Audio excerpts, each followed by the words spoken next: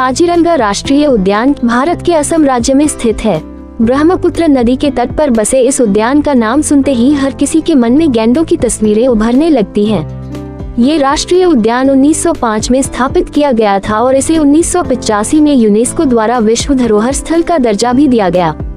असम की वन्यजीव संपदा का प्रतीक यह उद्यान न केवल एक राष्ट्रीय गर्व है, बल्कि भारत में वन्यजीव संरक्षण का एक प्रेरणा स्रोत भी है। यहाँ के खूबसूरत परिदृश्य, घास के विस्तृत मैदान, नदी नाले और रंग बिरंगे पक्षियों की चहचहाहट पर्यटकों को एक अलग ही दुनिया में ले जाती है। काजीरंगा का इतिहास। काजीरंगा का इतिहास एक दिलचस्प कहानी के रूप में शुरू होता है। 1904 में असम के तत्कालीन राज्यपाल लॉर्ड कर्जन की पत्नी लेडी कर्जन ने जब यहाँ का दौरा किया तो उन्होंने पाया कि गैंडे जैसे महत्वपूर्ण जीव विलुप्ति की कगार पर हैं। उनके मन में एक चिंता उत्पन्न हुई कि अगर इसी तरह शिकार होता रहा तो जल्द ही ये जानवर पूरी तरह से समाप्त हो जाएंगे। उनकी इस चिंता ने लॉर्ड कर्जन को काजीरंगा को संरक्षित करने के लिए प्रेरित किया और 1905 में इसे एक संरक्षित वन क्षेत्र घोषित कर दिया गया। ये संरक्षण क्षेत्र तब मात्र 232 वर्ग किलोमीटर में फैला था। बाद में इसे राष्ट्रीय उद्यान का दर्जा दिया गया और इसका क्षेत्रफल भी बढ़ाकर वर्तमान में लगभग 430 वर्ग किलोमीटर कर दिया गया है। काजीरंगा का पारिस्थितिक तंत्र। काजीरंगा की पारिस्थितिक विविधता बेहद समृद्ध है। यहाँ पर घास के बड़े मैदान, दलदली क्षेत्र और वनस्पति की कई प्रजातियाँ हैं। यह क्षेत्र ब्रह्मपुत्र नदी के तट पर बसा है और यहाँ की जलवायु नम और उष्णकटिबंधीय है। यहाँ पर विभिन्न प्रकार की वनस्पतियाँ पाई जाती है, जिनमें ऊंचे घास के मैदान, दलदली क्षेत्र, उष्णकटिबंधीय आर्द्र पर्णपाती जंगल और रेतीले नदी के किनारे शामिल हैं। इस राष्ट्रीय उद्यान की सबसे प्रमुख विशेषता एक सींग वाला भारतीय गैंडा है।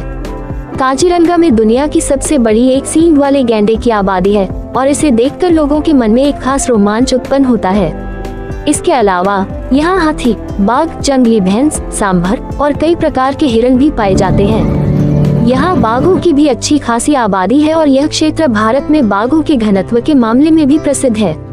पक्षी विविधता का घर। काजीरंगा न केवल वन्य जीवों बल्कि पक्षी विविधता के लिए भी प्रसिद्ध है। यहाँ पर भारतीय सारस, ग्रेट इंडियन हॉर्नबिल, बाज, जंगली मुर्गे, बत्तख, चील और अन्य कई प्रकार के पक्षी पाए जाते हैं। ये स्थल प्रवासी पक्षियों का भी प्रमुख स्थान है, जो सर्दियों में यहाँ आते हैं। यहाँ की सुबह की चहचहाहट और रंग बिरंगे पक्षी उद्यान को जीवंतता प्रदान करते हैं। काजीरंगा को पक्षी प्रेमियों के लिए स्वर्ग माना जाता है। यहाँ पर लगभग 500 से भी अधिक पक्षियों की प्रजातियाँ देखी जा सकती हैं, जिसमें से कई पक्षी विलुप्त होने की कगार पर हैं। काजीरंगा में इन पक्षियों को खुले वातावरण में देखना पर्यटकों के लिए अनमोल अनुभव होता है। आसपास के क्षेत्रों में कई स्थानीय जनजातियाँ रहती हैं, जिनमें खासतौर पर मिसिंग, कार्बी और अन्य जनजातियाँ शामिल हैं। इन जनजातियों की संस्कृति, जीवन शैली और पारंपरिक ज्ञान ने काजीरंगा की समृद्ध जैव विविधता को बनाए रखने में योगदान दिया है। वे जंगलों से गहरा संबंध रखती हैं और यहाँ की पारंपरिक खेती, हस्तशिल्प और बांस के काम में निपुण हैं। ये जनजातियाँ पर्यावरण के साथ सामंजस्यपूर्ण जीवन जीने में विश्वास रखती हैं। उनके द्वारा काजीरंगा के जंगलों का सतत रूप से उपयोग किया जाता है, जिससे उद्यान की पारिस्थितिक प्रणाली भी संतुलित बनी रहती है। पर्यटन और काजीरंगा का महत्व। काजीरंगा राष्ट्रीय उद्यान में पर्यटकों के लिए कई आकर्षण हैं, जैसे कि जीप सफारी और हाथी सफारी।